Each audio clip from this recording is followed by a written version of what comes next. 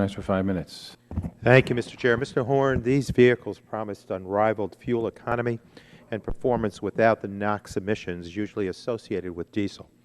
I know other members have asked about how Volkswagen intends to make consumers whole, and I do want to lend my voice to that briefly. Because consumers, including people in my district, purchased a car believing it would be a clean, environmentally friendly choice, they have every right to feel defrauded.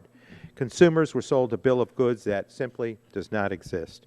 And I think it is likely that whatever fixes to comply with emission standards will hurt the vehicle's performance in other ways. This is not what consumers thought they were buying, and it is not what dealers thought they were selling.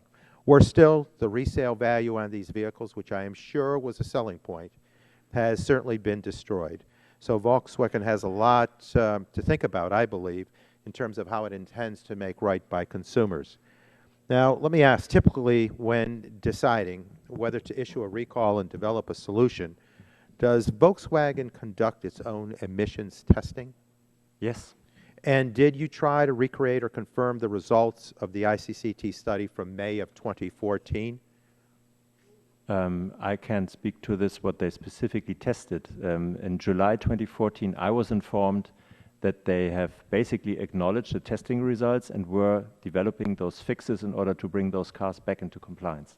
Now, a lot was said about defeat devices, and we're talking about a defeat device here. Has the Volkswagen operations been impacted by defeat devices in the past?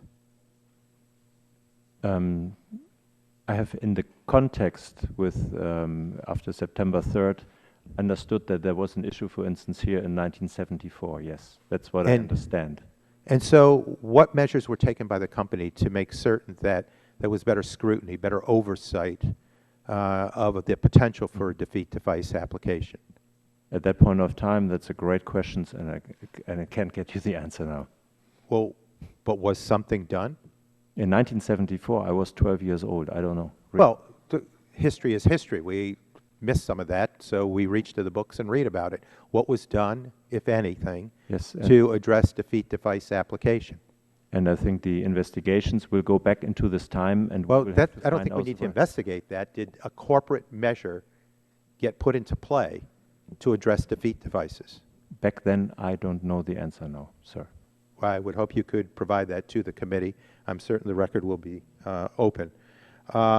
And if I could just confirm some of the information we've received, Volkswagen initiated a voluntary recall in December of 2014 that was intended in part to address the issue of excess NOx emissions. Is that correct? Excuse me, could you repeat the question, please? Right. Volkswagen initiated a voluntary recall in December of 2014? Yes, that's correct. Who at Volkswagen proposed the recall? The Technical Engineering Department in conjunction with the Product Safety Committee worldwide, which is steering all the recalls and campaigns and voluntary recall actions out of Wolfsburg centrally for all markets. And what explanation was given to consumers about why that December 2014 recall was necessary?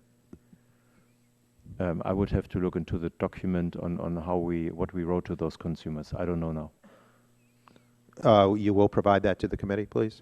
Definitely, it's public. It's public anyhow. NHTSA has this as well. And what explanation was given to regulators about why that December 2014 recall was necessary? That's also something we will have to provide in the document with the documents. And what fix did the Volkswagen organization implement for cars brought in under that recall? All have been software fixes. New software versions have been flashed into the specific steering, onboard steering units. And who at Volkswagen developed that fix? The engine and drivetrain development, software, after treatment departments in Germany, Wolfsburg. And did they know at the time that it would not work? I don't know that. My understanding was that it would work, and otherwise also the Worldwide Product Safety Committee wouldn't have released this version for application in the markets. Well, I thank you for your responses. I look forward to the additional information you owe to the committee. And again, I would say on behalf of the consumers of the 20th Congressional District of New York, those of the country, and around the world impacted by this deserve a sound explanation and a fix that will respond to the environmental damage done here and the consumer fraud. Yes, sir. Thank you. Thank you. Ms. DeGette, as